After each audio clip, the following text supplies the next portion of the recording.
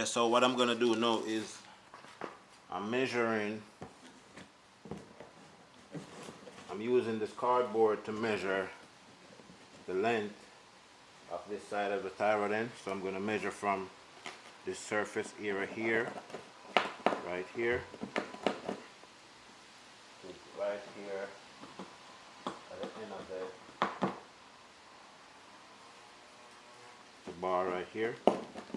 I don't know if both of them is the same length, this side, so I'm just gonna use this area right here. So when I put the new one on, it's supposed to, when I put the new one on, it's supposed to be from here, right there. So this is the measurement, and this is for the left side.